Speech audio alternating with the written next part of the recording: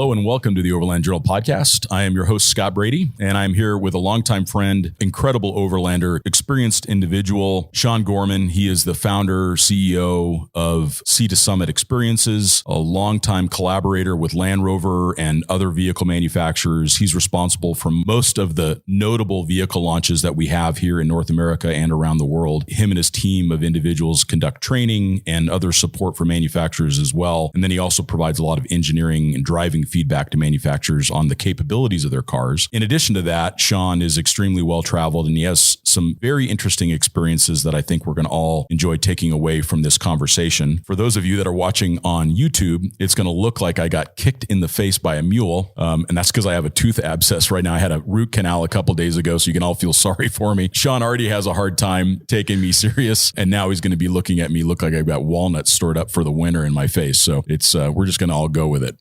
We're going to take a brief break and we will be right back. This week's episode is supported in part by iCamper. They make innovative hard shell and soft-sided roof tents that are designed to survive long-term overland use. Their revolutionary X cover won the Overland Journal Editor's Choice Award, eliminating the bulky PVC cover and also allowing for the fitment of crossbars for carrying bikes and kayaks. Their SkyCamp Mini is another award-winning design that provides a hard shell tent in the footprint of a much smaller clamshell model. This is the perfect solution for smaller vehicles or on vehicles where rack space is dedicated to other systems. iCamper believes that the best times are those spent traveling, discovering the world with those you love most. You can find out more about their quality tents at iCamper.com. Thank you so much for being on the podcast, Sean. Yeah, thanks for having me. I appreciate it. For me, one of the things I think would be really interesting would be to start with where you came from as an adventurer, because some of our conversations that we've had driving together in cars, I was able to learn about these incredible adventures that you've been on, many of them humid powered when you first started traveling, including big mountains. So maybe give us some insights, some history on to what got you into being an adventurer. Well, I grew up in Colorado. I think that's a big part of it. For sure. And I grew up in a household of two parents that I wouldn't say they were really adventurous, but my grandmother in particularly on my mom's side, she was pretty adventurous. And so kind of growing up in Colorado in an environment, and my parents were divorced. And so I sort of split time between Denver and then up in the mountains. And I think I'm also, I always hate to say it, but I'm an only child. So, you end up kind of figuring out ways to fill your time. And for me, that was just being busy and doing stuff. I never really went out trying to be adventurous. It was just sort of what happened, sort of a natural progression. And I was lucky enough to go to this private high school up near Aspen. I kind of describe it as a combination of a kind of a hippie school, but it also is like a real work-life balance type of school. And so for me, that was really my indoctrination into understanding that you can work hard and you can play hard and you can kind of do what you need to do. And maybe there's some alternative paths other than the kind of traditional American study path. You do this, you go to college, you graduate, live to retire, that kind of thing. Sure. And that's really, I think, where it started. And that's where the climbing started was, it's a climbing and really, that's alpine climbing. So big mountains and 14ers in Colorado. And then that turned into, stuff here in the States, taller stuff. And when I was in high school, we did a school trip and did Denali. It was just that kind of school, which is incredible. Yeah. That was like the school trip was Denali. And for those that are listening, Denali is the tallest mountain in North America. And it is a legitimate accomplishment by any standard, but certainly more so as a student in high school. Yeah. And it's funny because I didn't really think much about doing it. It was sort of on a whim. He was like, yeah, that sounds interesting. Yeah, let's do that. And then, I just really enjoyed it. And then honestly, the rest of it just turned into like a lot of networking. It was, I didn't grow up in a household where I had a lot of financial means and things would just pop up. They would just, I would make a friend, and it would turn out they were the head of Outward Bound or something, Sure. And then that would open some door and then I'd go do that. And then that would open more doors. And then actually that's how I've gotten to where I'm sitting right now, is just really just a series of events that have all just sort of led to it. And building on those relationships, it sounds like. Yeah. It's interesting. I'm not wired to be like a real like bucket list guy. I don't have this like laundry list of things that I feel like I must do in order for my life to feel like it's complete. I kind of plan a few weeks ahead or a month ahead, 2 months ahead, and things always fill in the gaps and Sure. And they always seem to be really cool. And they present themselves in ways that, I don't know, it becomes more meaningful in a way because you didn't really, there's no expectation assigned to it, right? Yeah, sure. That makes sense. I don't really know what I expect for something to happen because I don't really know what's happening next. Yeah. And you're not putting too much emphasis or weight on the future, which doesn't allow us to be in the present. And I think that's one of the challenges I know that I struggle with is I'm so goal oriented and future oriented that oftentimes I miss all of the moments in the present. And it isn't that I don't go through that, because obviously you do go through the present. But if you're always thinking in the future, or in my case, if I'm always thinking towards the future, then I'm not able to fully immerse myself in what's happening in the moment. And it sounds like you found some ways to be able to do that. I try to do that. Yeah. I mean, I just think it's so easy to assign, these ideas of what we think we're going to experience. And then really the experience becomes into whether or not you've met those expectations or not. Sure. So for me, like a good example, I just came back from Grenada. All my friends asked me before I went, what are you planning on doing while you're there? And I didn't have not one single plan of anything to do there other than get there. Yeah. You have a buddy that's down in Grenada. He asked you to come down. Yeah. So let's go down and then just see what there is to do once we're there. And that's pretty much what we do. And that's kind of what I do. And it's good. It's good because from a work standpoint, I can't do that. Everything has to be planned to the second. Sure. So for me personally, maybe that's the opposite, the opposite side of the coin, where I have to, on my personal time, have that lack of structure in order to be able to have that level of structure at work that actually allows me to do the program. Well, and I've seen your programs in action. I've been on many of your programs. We just last night found out that you had been a big part of setting up the new Tacoma launch. So I think it was 2016 or late 2015. And that was a great program. And then you were the individual that set up all of the challenges and a lot of the infrastructure for the Trek event that just happened a few months ago that I participated in. And all of those touch points that I've had has certainly shown a lot of experience on your part and a lot of making it look effortless, which I think is how you want people to experience something like that, where it doesn't feel like you're being rushed, but everything is happening as it needs to get towards the goal. And that shows certainly a lot of experience on your part. And I'd like to talk about some of those things in that part of your life that you've learned that can apply to travel. But the next thing that comes to mind for me is, as I recall, you did the trip to Denali, and then sometime later you find yourself into the Himalaya, you find yourself into Asia. Yeah. Talk a little bit about what were you trying to accomplish when you were there? Were you there to climb mountains? But I know that you came back changed as a person. Talk a little bit about what happened in that place. Yeah. So let's see, in the early kind of mid 2000s, a really good friend of mine actually that came from Land Rover. I mean, not from the corporate side, but really a Land Rover enthusiast. Him and I became really good friends and really good, amazing climber, really. And I think he's got 7 or 8 or maybe even 9 Everest summits, and wow, just traveled around the world climbing all the time. And, it all kind of started with him asking me if I could help fill in a little bit on a program. And I was like, okay, yeah, I guess I can do that. And so I ended up over in Nepal and doing some technical peaks and then getting kind of higher and higher and getting into some oxygen. And, again, it was a great experience for me because there was no expectation on my end other than to just try to be good at my job. My job essentially is to try to make sure that I can make decisions for people who are in a position that they can't really make decisions. You mean because of their focus on getting to the summit? Yeah, it's multiple layers there, right? Like, so you have a very expensive trip. So there's a certain clientele that comes with that. You have a lot of people who are used to being, they're doctors and lawyers and CEOs and heads of business and things like that can afford to, have an extra $150,000, $200,000 to go blow on a climbing trip. And to them, it's really important, right? Because they've assigned part of their identity to it. Yeah. It takes a certain kind of knack to be able to figure out how to communicate to people. And then on top of that is that the lack of oxygen in and of itself gives you the inability or maybe the ability to make bad decisions or not think about your decisions. And everybody's there working hard. The thing is that everybody trains like they train crazy for it, but the training to climb a big mountain is not the same kind of training as it is to run a triathlon or something. Sure. And so you actually typically find that people who show up there are really used to like high burst energy. And it's a very low burst energy sport. It's all about maintaining cadence without sweating. Yeah, sure. I mean, really, at the end of the day, that's what it is. It's about how do you figure out a pace that allows you to stay warm without sweating. As soon as you sweat, things kind of get rough, right? You start to get cold. Interesting. And so when you do that, it takes a long time, and it takes a lot of, it takes weeks and weeks of building trust with people and kind of figuring out who your group of climbers are going to be.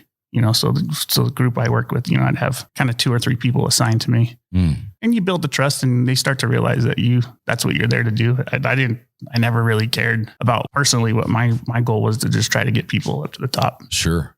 And, that actually translates a lot to what I do for work, right? It's very similar clientele, and it's also a lot of decision making and figuring out kind of how do you tell people sometimes things they don't want to hear, and how do you do that in a way that it makes sense to people. Yeah. Because a lot of it is buy-in, just like everything else in the world. You got to get people to buy into what you're trying to explain or do, and that buy-in, especially with adults, oftentimes you have to somehow figure out how to make them feel like it was their idea, right? Especially those type A personalities that are used to always winning or nearly always winning. Yeah. And now maybe they're only 200 feet from the summit, and you're working really hard to help them make a good decision to save their life. Yeah. That's probably very difficult for them. Yeah. And I think the pressures have gotten harder because, there's literally people who have made careers out of just doing speaking engagements from climbing Everest, and their CEOs and their things. And they go around and they equate their climb to their climbing business and things like that. And I think that as more and more people continue to climb it, and more people every year continue to climb it, it actually makes that pressure harder on people looking for that. Sure. Because it's not like before where there was a few hundred people. Now you're talking, 400, 500, 600 people a year. Yeah. Getting those numbers down. So for them, it's a big deal, and they don't want to be seen as somebody who didn't make it either. So that was, I think it's actually really translated quite well, how to take care of people, how to deal with logistics of people for a long period of time, how to get them up and down mountains. Sure. And it kind of translates a lot into what my normal job is too. From those experiences, what did you learn yourself personally as a traveler when you started to expose yourself to those very upper limits of human endurance? And in many ways, it seems that climbing mountains it certainly requires a lot of endurance, but it also requires a lot of focus and commitment and the willingness not to quit. Obviously, if you have to quit because you're not going to make it in time or whatever, but there's certainly people that have accomplished these incredible physical feats because they have been so determined, and they've pushed through the pain, and they continue to strive towards that goal. What did you learn about yourself, and how did that start to translate to you as a traveler climbing those big mountains and having those very otherworldly experiences? This is a place where humans don't survive. Yeah. Yeah. I think for me personally, it was sort of my first foray into and actually sort of feeling a meditative state. I'd climbed a lot before then, but it's kind of different when you're climbing for days and days and days and days on end. And also, when you acclimatize and you go up and then you go down and you go up and then you go down, you do this over and over and over for a month, it changes your mindset. It's where we're kind of used to that in overland travel too, right? Like we kind of are going from point A to B, but can you imagine if we did a trip and we went from A to B to C to B to C to B to A to C, and that's the way that we progress. It's a real different thing because over a period of time, every single time you do one of those acclimatization kind of up and downs, you start to focus on different things. The first time you do one, it's like every step is a challenge, everything, right? You feel every seam in your glove, you feel every hot spot on your foot, everything. And then after you do them a few times, the next time you're looking at the snow, you're looking at the ice, you're looking at your partners, you're looking, the third time you do it, you're looking at the sky and you're looking at things around, your scope gets bigger. Got it. Because you're not thinking about the details as much. Right. And there's something really, like I said, meditative about that. Whereas, your focus, you kind of get the single point of focus and then you can open it and close it as you need to.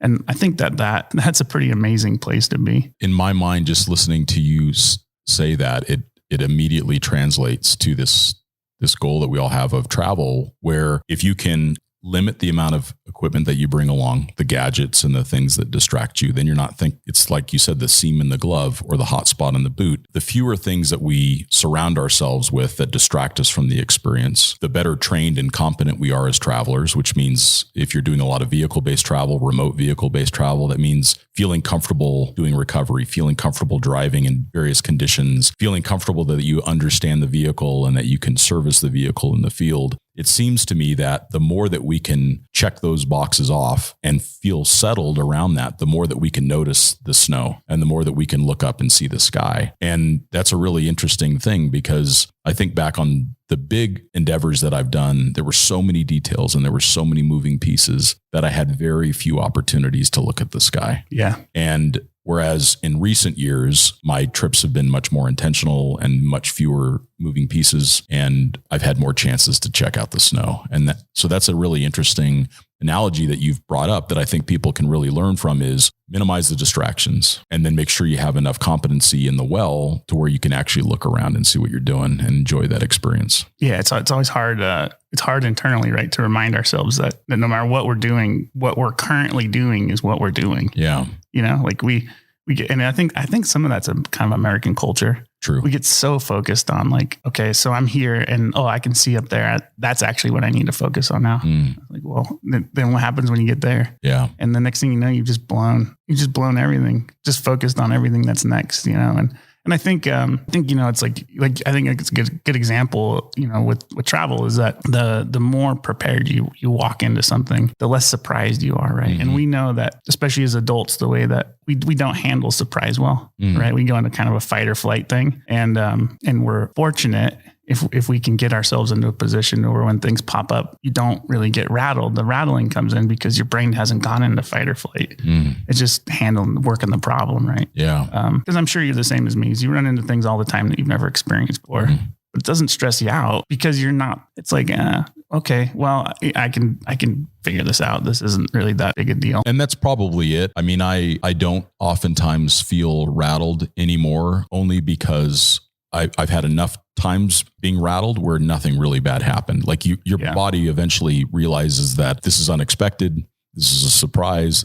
This is a potential problem, but it's not a problem yet. And it probably will become a problem if I don't start doing something about it now. That's what I've noticed, is that maybe that cascade of events, which is very much a climbing ethos of, if you start off with a hot spot in the shoe and you keep climbing and you don't address it, and then now you're climbing slower because you're in pain. Yeah. And then that starts to decline, compounds, right? Compounds into a very serious problem. So no, I think that is so important to remember, is let's do what we can to allow us to feel settled. And that a lot of times that's just not being so focused, like you said, on this lofty goal, or being so focused on, I've got this new widget that I'm bringing along on this trip, and now this new trip is all about that widget.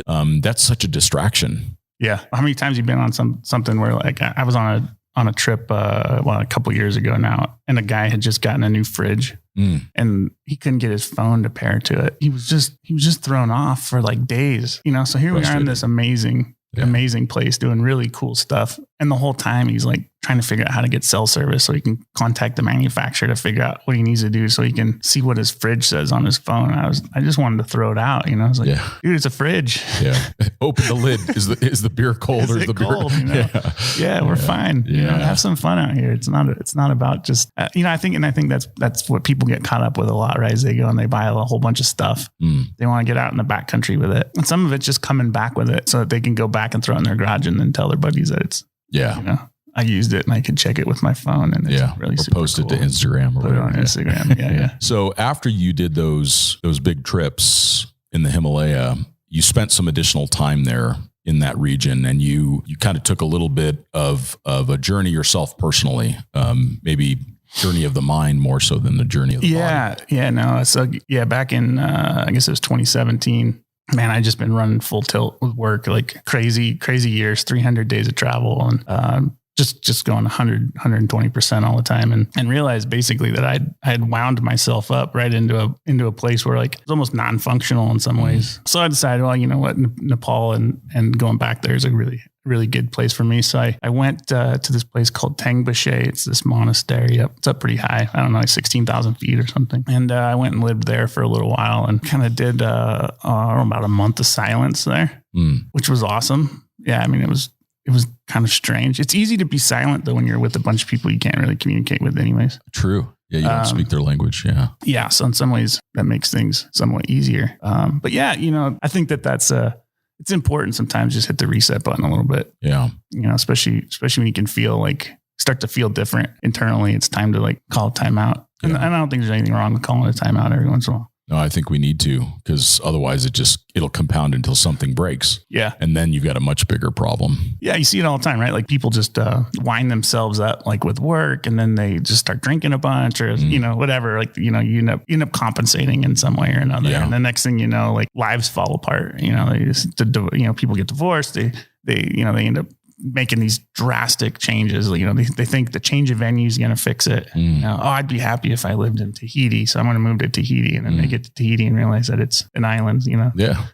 Yeah. And we do that as humans. I think we think that this new car is going to make us happy, or this new house is going to make us happy, or we're going to change our partner and that's going to make us happy. Right. And it never does. If you're not happy inside yourself, if you can't find a path towards feeling content and satisfied with just being you and whatever you're doing, then it's a pretty rough road. And of course, we're not taught that. We don't learn that in school, at all, especially here. Right? And our culture is very much to continue to strive that the happiness comes from achieving. And there's certainly joy that can come from achieving certain things, and there's satisfaction that can come from that. But if it's the only focus, then it usually is pretty empty after we get it. Yeah. Because now we have that moment of like satisfaction, and then we're like, oh, what's next? What's going to get me that feeling again? Yeah, that high again. And so that time that you spent at the monastery, which sounds fascinating to me, I'm lucky if I can meditate for 10 or 15 minutes. So I mean, my monkey mind just starts,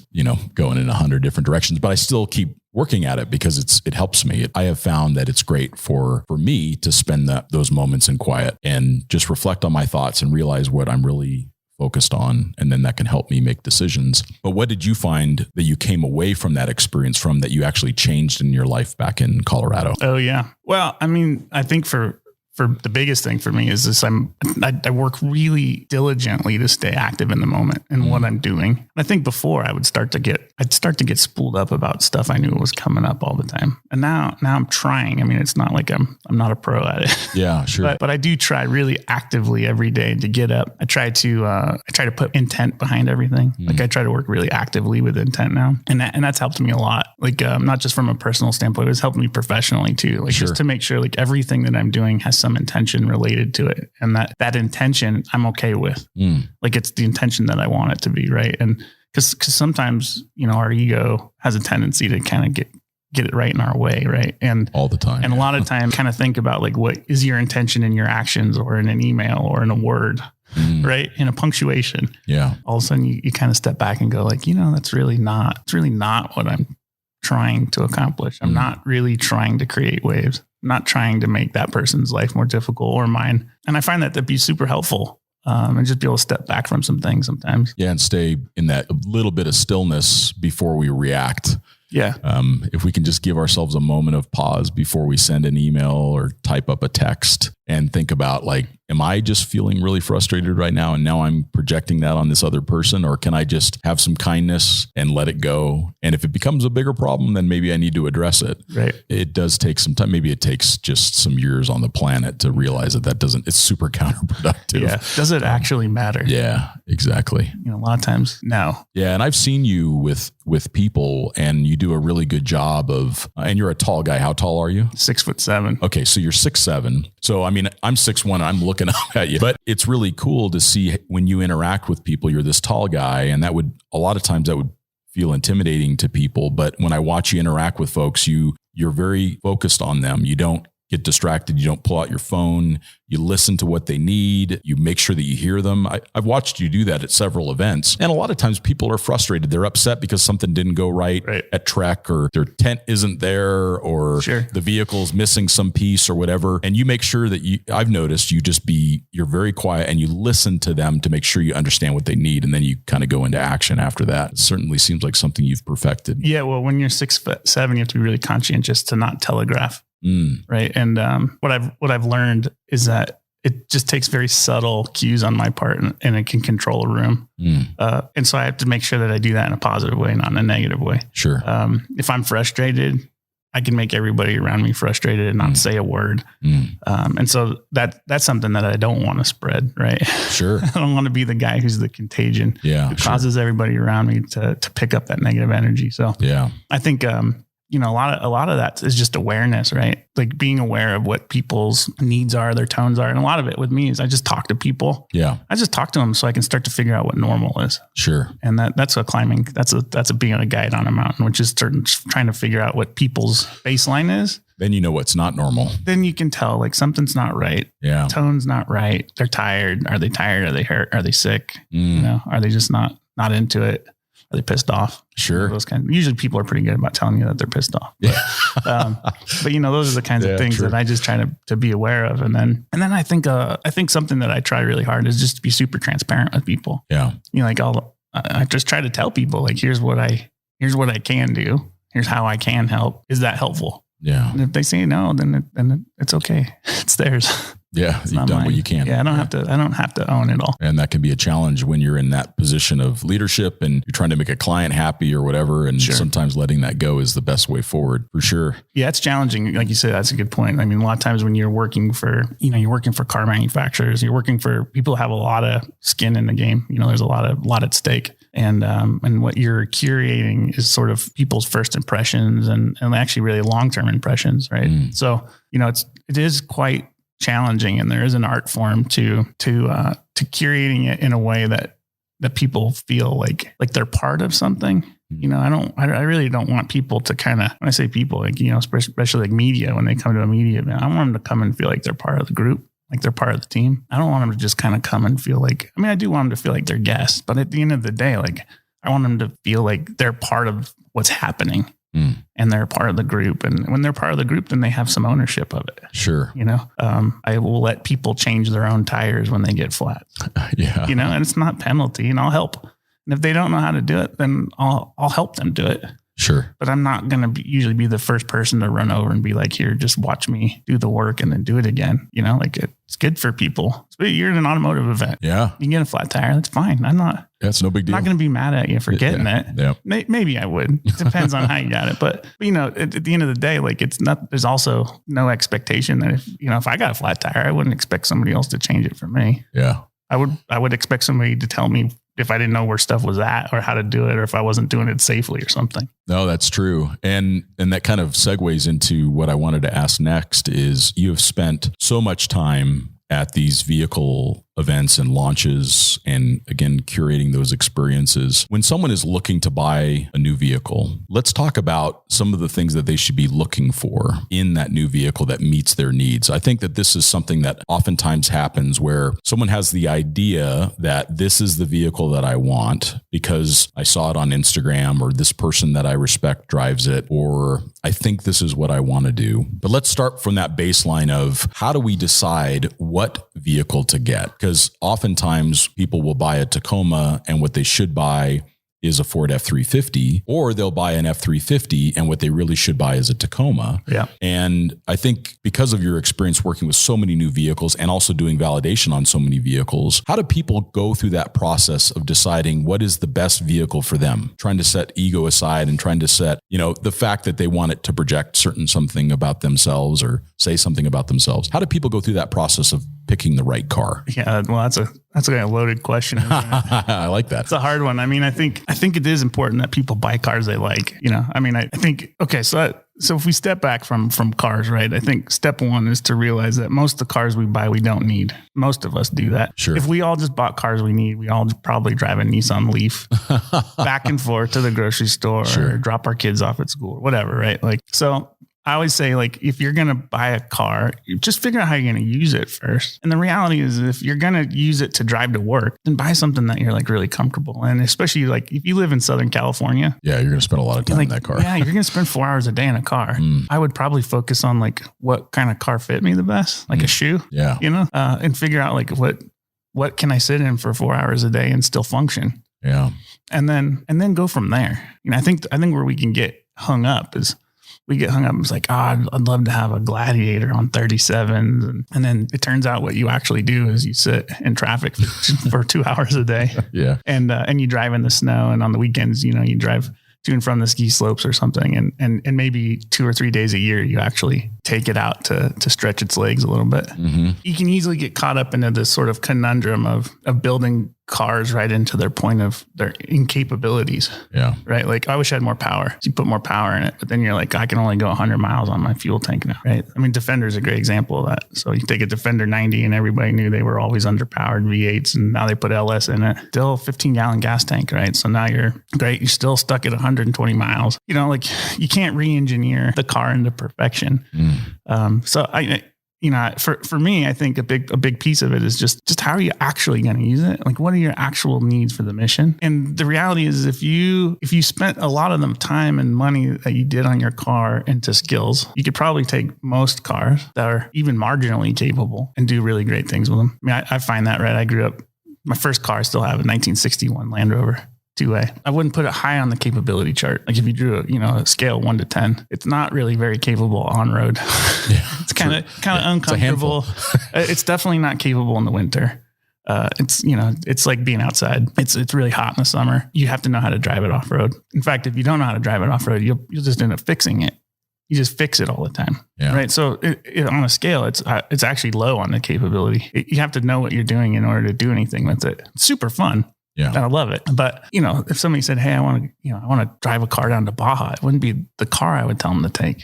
It looks cool. For sure. It's a story. No doubt. Something to talk about. Yeah. But, you know, it's probably not the most intelligent thing to do. And the flip side of the coin is that, you know, of course, I do a lot of stuff with the Land Rover stuff. So constantly you get fed, these cars are too complicated. And they are really complicated. I mean, anybody who's going to try to say they're not complicated kind of full of it. Yeah. Once you end up with 13 computers on board, it's pretty complicated. They're super complicated. Yeah. So with that said, is like, again, if your skill set's one where, like, for me, my skill set, actually, I feel in some ways more comfortable in a complicated car than a less complicated car. I like it when cars have lights that blink and check engine lights that come on and warnings that pop up on dashes, because that stuff comes on way before you have a mechanical failure.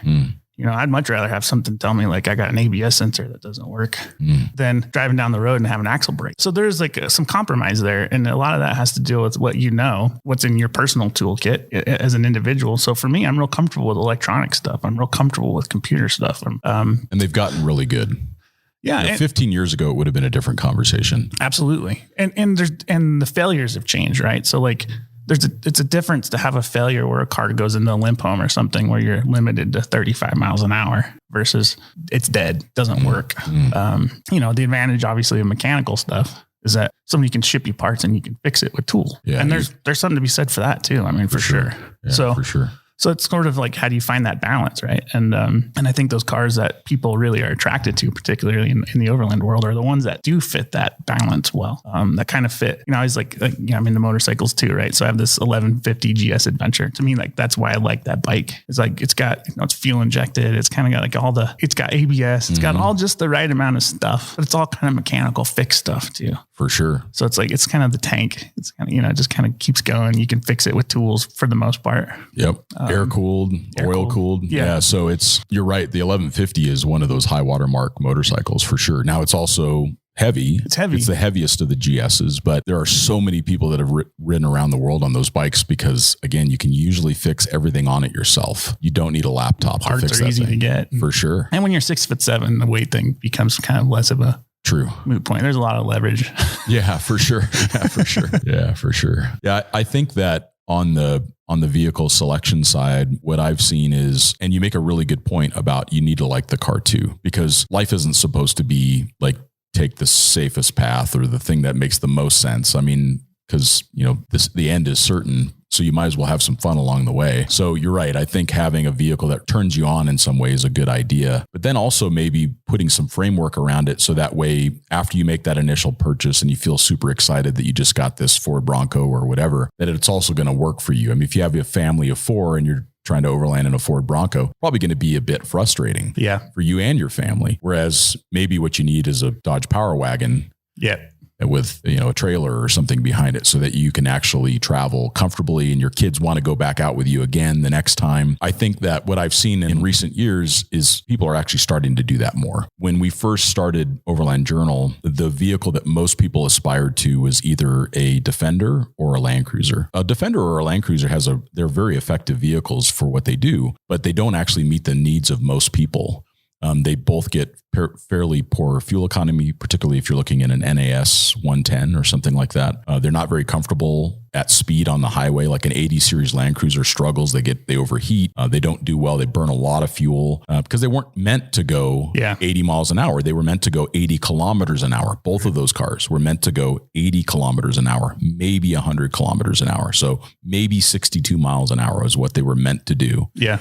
And now when we expect them to do all these other things and we load them up with a bunch of accessories and big tires and roof racks and roof tents and everything else like that, everything really starts to not work well. And you end up really frustrated. And then you see them for sale on Bring a Trailer or Expedition Portal or something like that. You see them for sale pretty soon thereafter because they just don't work well. Whereas if you start off with a vehicle that has the attributes that allow them to be used how you use a car, then I think the outcomes are much better. Yeah. Well, yeah. And right.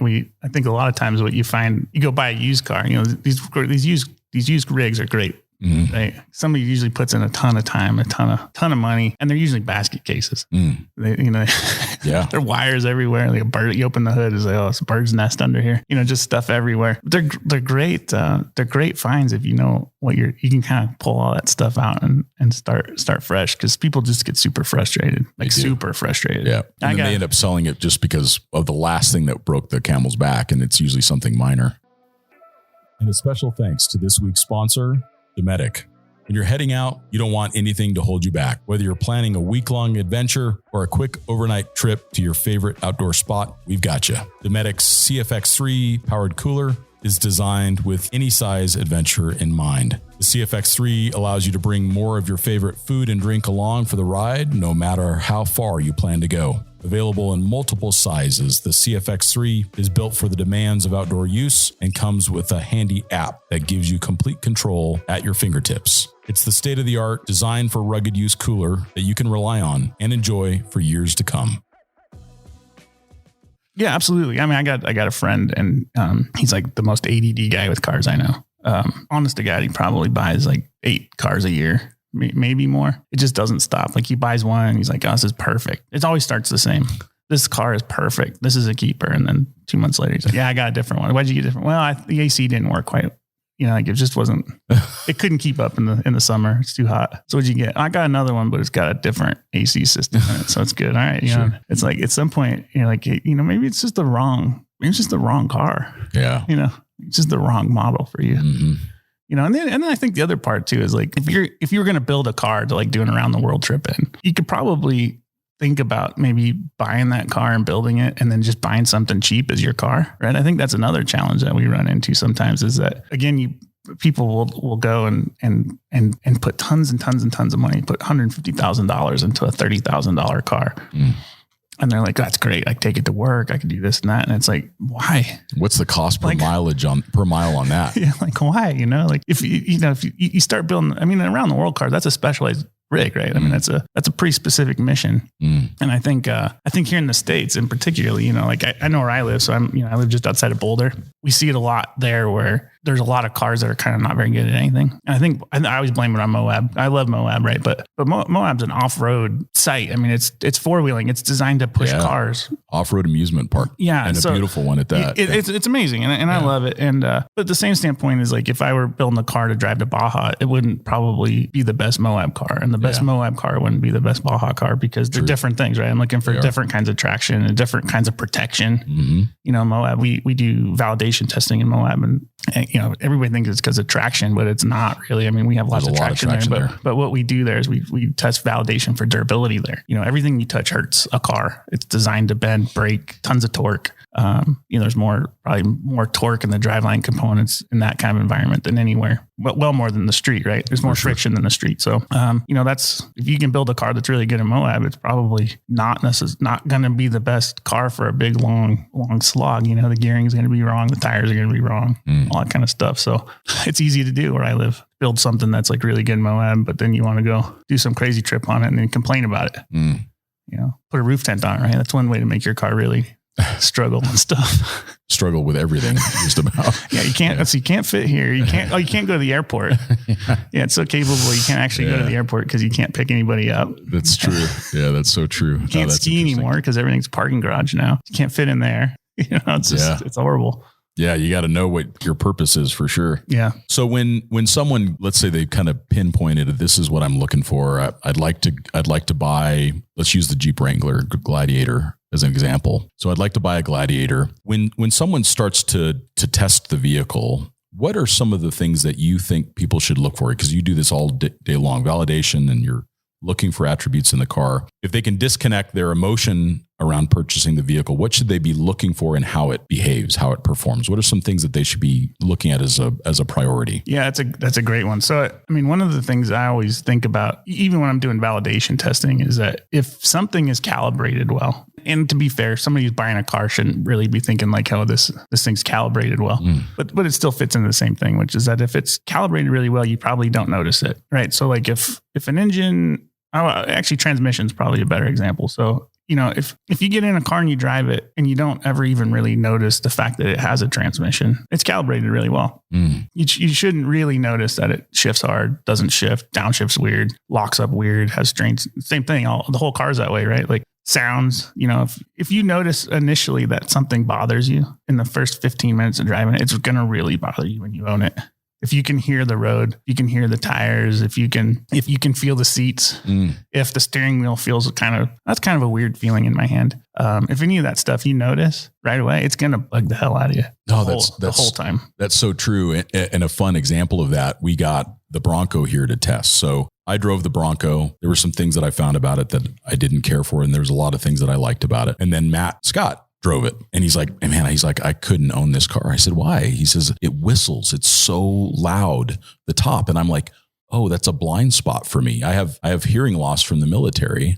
So I did not hear the whistle that he heard. So it made me realize like, oh, that's actually kind of a blind spot for me in my evaluation, is like when it comes to vibration, harshness, those I can pick up. But when it comes to noise in a vehicle, I'm probably not the best one to take a look at it. So that was a realization for me that you're right. I mean, Matt literally, he's like, I really like the car. It looks super cool. It's super capable. I couldn't drive it because the top is so loud. Yeah. It's funny. I mean, I notice in myself that I'm not critical, but I notice everything in a car. That's what you're being paid to do. I get in every car and I'm like, so your right rear tire is out of balance. Yeah. The brakes pulling slightly to the left. The alignment caster is off slightly. Sure. I just must drive my wife nuts. I just get in it and she's like, what do you think? And I'm like, yeah, it's good. It's great. Yeah. Yeah. So, but you're an engineer. That's how your mind works. Yeah. I mean, well, yeah, I guess you're right. I mean, that's what they pay me to do, right? Is to look at things and see areas that there's room for improvement and then try to help figure out if it's worth improving. That's a big part of it. Yeah, for sure. Is it worth the investment to make that different? Yeah. And I think that's the challenge, right? I mean, and it's kind of part of why I do like working with Land Rover a bit, is they put a lot of effort into stuff that other manufacturers just kind of accept, different clientele.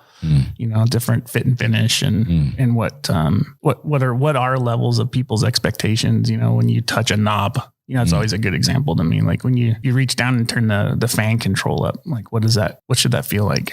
What should a door feel like when you close it?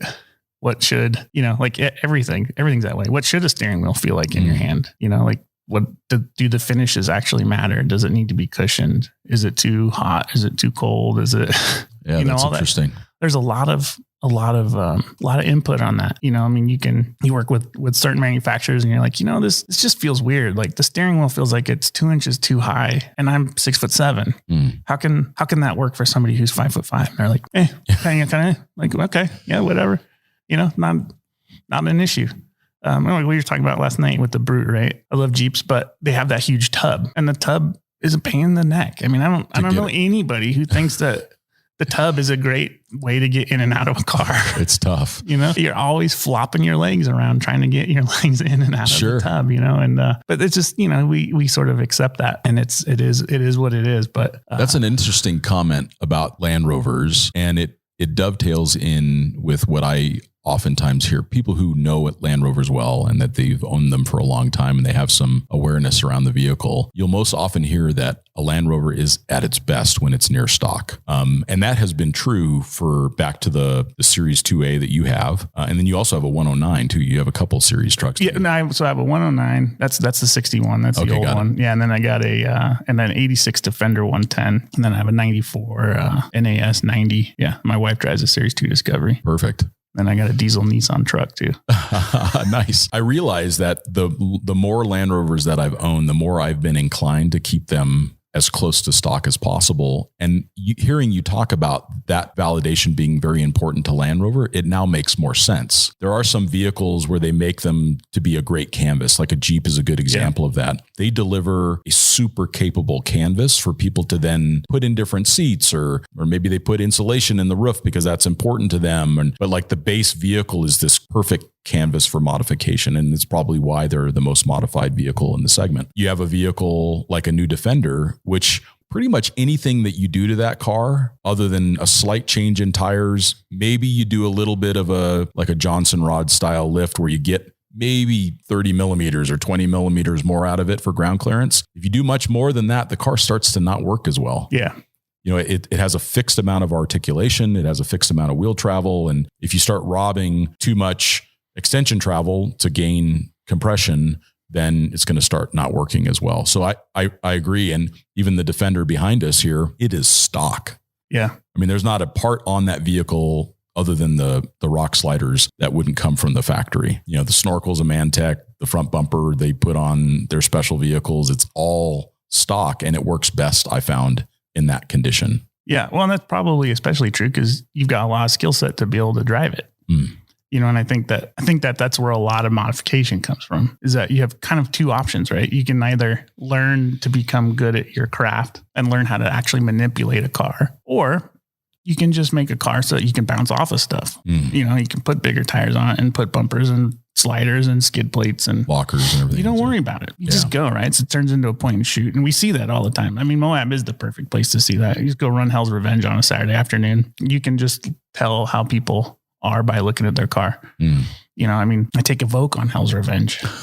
This is the totally. Yeah, we have this car. We've taken big body Range Rovers on Hell's Revenge for sure. This car has no, and I always tell people like that, we take customers who have never off-roaded before. I can think of this one woman is a judge out in New Jersey. She's, I don't know, maybe 5 foot tall, rarely drives, does own a Range Rover, comes on all these events with us, and she's terrified of most stuff. I mean, she's not a comfortable driver. That just tells me how good the cars are. And she's not getting flat tires, and we're not banging up, and we'll go and do a month of event with people that have never driven off road before on Hell's Revenge, and a lot of hard trails in Moab. We might replace maybe one wheel per car at the end of that. So that means we're not even hitting wheels. We don't air down. A lot of times we air up, trying to get more rim protection.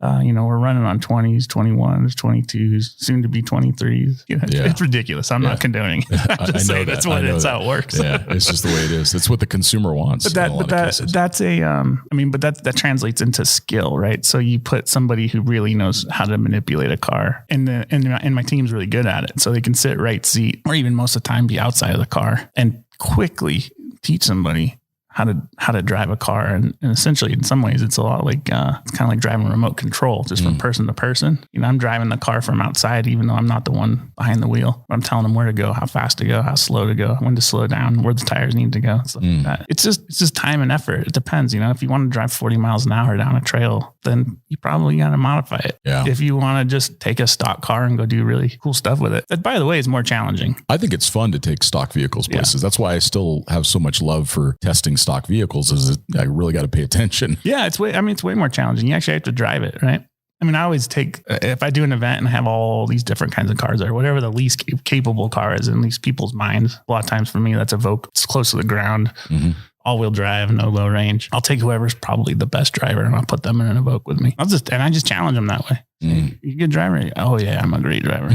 Perfect. You're going to be in the Evoque with me. And they're like, That's good though. Okay, I'll do that. That's great. Well, one of the questions that I wanted to ask you was what you see as kind of fundamental modifications to a car, which this is kind of a fun transition because we just talked at length about why training and driver skill and confidence behind the wheel and getting seat time is more important than modifications. But let's take your personal vehicles, for example, or like when you drove around the country in the new Defender last year, what were some of the things that you did focus on the vehicle to make it yours, where you felt like you checked the boxes that you need as a baseline? Yeah. Well, I mean, I always start with tires. And for me, it's not necessarily changing size, but it is important to have a tire that fits that mission that you're looking for.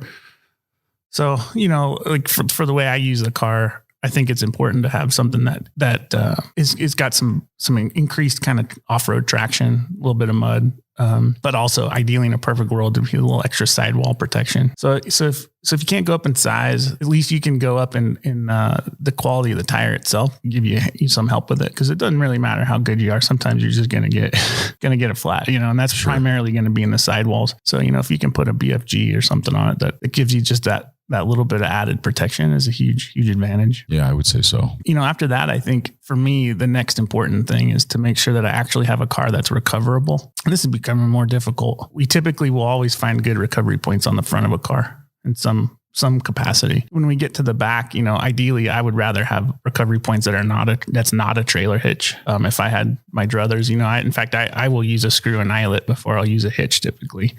They're not designed for that kind of a strain. Yeah. I mean, they're fine if you're just sort of pulling something out and it's rolling, but if you're really going to have to yank or something, the majority of time it's not designed for it. And it can actually cause some problems back there. And the eyelets, if it has an eyelet, it's been designed for whatever the manufacturer specs it to, right? So usually that's at least 1.5 times gross vehicle weight. Typically, sometimes it's as high as 3 or 4 times gross vehicle weight. And then if you really dig into it, sometimes you can even find specs on angles, and you really shouldn't be yanking anything 90 degrees. I say this, but in the real world, you don't always get to choose how you get stuck. So, if the option is if you think you might exceed the specifications of the car, or you're going to be walking for 50 miles, then I would probably give it a go. Yeah. Yeah, for sure. Yeah, no, you take the hand you're dealt. Yeah, I think the key is to understand what risks you're choosing or not choosing to take. You may get yourself into a position where you're like, if this fails, I really am stuck. Like I'm going to be in really big trouble. Sure. And maybe it is worth then thinking about maybe just hanging out with the car for a few days or calling for help or something. I mean, those things do exist. But if you don't even know, right, if you're just operating in ignorance, doesn't mean that it worked. It just means that you got lucky. Yeah. So I think that's what comes with experience and knowledge, is to be able to make those decisions based on calculating those risks. So yeah, recovery points I think are a really important one. I guess on some of the newer stuff, I think it's not a bad idea to think about, if you can get a factory winch or something, I think it's pretty awesome. I mean, I kind of love and hate the new winch setups on cars. Yeah. They look good, but they don't function well. Yeah. Yeah. I mean, I love the fact that they are hidden and they're not present all the time, but in the reality and the functionality of using it, that kind of sucks too. It does. Yeah. So, with that said, is I rarely use my winch to ever pull myself out. Yeah. Rarely. And down tree or someone else is stuck, or you got a boulder that rolled into the trail. Yeah, totally. So for no more than I actually probably use it in practicality, a hidden winch probably is sufficient. But if I was doing training with one all the time, or if I was going someplace that I knew that I was going to be using a winch all the time, I'd probably even as much as cut holes out in my bumper so I get access to it. Yep. You should be able to touch your winch. It's a good rule of thumb. For sure. If you can't touch your winch, you're going to run into problems at some point. It's just, it's especially with rope. I love rope, but rope brings its own set of issues. Yeah. It's not all rainbows and unicorns with rope. No, I mean, I don't know. Especially if you're getting a lot of use out of it. If you're, kind of dragging it, especially muddy conditions, or you're coming over crowns of trails where the rope might hit the ground and get filled with dirt or hit a rock and break very quickly. Or, it pinches itself. And so now you're spooling out, spooling in, and it smears itself as it comes through the layers. Yeah. And you can't, it runs into its own. It does. Gamut of issues. So it's not the perfect solution, but it's our best solution. It's a good solution. Yeah. Sure. Yeah. And particularly around safety. And I actually like teaching people winches better with cable. I mean, mostly because if you're comfortable and confident with cable, then it's a rope's piece of cake. But if you can't use a cable, it means that you're probably not aware enough, in my mind. Your lack of awareness is an indicator that you might run into problems with your winch in the future. Yeah, we were just talking about that last night, about how when ropes first came out, they'd say, when they snap, they just fall to the ground. And the first time I had a rope snap at near the stall rating of the winch, it broke and went to the tree that it was attached to, and the pulley block dented the tree, and then the rope and the ARB sail that I had attached to it went another 60 feet beyond the tree. I mean, the difference is mass, so it's not likely to cut your leg off, but there is a lot of energy in that rope that can still do a lot of damage. Yeah, for sure. It's, winching is one of those things like it's a great skill set to have, but it's a skill set for sure. It's not something that you just go buy and bolt on and then sort of figure it out. We used to always use the Warren intro kind of winching manual. It's a great manual. It is. It's kind of a crap too, right? Because you really shouldn't be learning how to winch from a book. And if you got that thing in your glove box and that's what you're using the first time you need it, it's probably not the right tool for you necessarily. Yeah, it might work, take the time. If you're going to invest $50,000 in a new truck, spend another $500 to go to a day four-wheel drive training course to learn how to drive it. Yeah. If you're going to spend $2,000 on a winch, probably closer to $3,000 or more with a bumper, then spend $200-$300 for a half-day winching course in your area, or find out when your local club is going to do that, or go onto the forum and ask somebody that lives in the area, like, hey, can we all get together and do a little winching class? That can be a great way for people to gain some skills to use the tools that they've invested so much money in. Yeah, for sure. And especially with winches, because, as you know, Scott, winch speeds have gotten fast. This thing of speed winching, I don't really get it myself. I mean, I get it if you're like competitive winching. Sure. It's not my thing, right? Like it's an unstuck tool, but you can get hurt from a winch. There's no doubt about it. I actually, just a few weeks ago, I heard about a guy who cut his finger off with a winch. It was a technician at a retailer, and he was spooling it up, just normal, pulled it up and let his hand get in there. That sort of thing that you sort of figures like horror stories, but you're like, I guess that does really happen. And so that's kind of career limiting thing for a technician to have a missing finger. Sure. That's kind of hard to recover from. No doubt. So you definitely need to know what you're doing. Yeah. Treat them with respect. And if you make the investment in that great tool, learn how to use it. Yeah. And I think that's really good advice for folks. One of the things that I like to ask in these interviews is, what is your 1, 2, 3 favorite books that have had the biggest impression on you? It can be travel related or not, just something, volumes that have really made a difference in you. Books. Yeah. I'm all over the board with books. I like Paul Thoreau books. I don't know if you ever read any of his he's stuff. Great. Yeah. I just, I don't know. The thing I like about it's weird. I tend to read travel books more when I travel, which doesn't really make any sense. That's true. And I'm a huge fan of just taking books from places. Like, that doesn't mean I'm a klepto or anything, but I love it when you go into like a hotel and there's like a bookcase of old books that people have left, and I'll just sort of grab something and read it. And so I end up with lots of books I couldn't even tell you what they were. I really like American history books too. And I'm reading this great book right now called Revolver.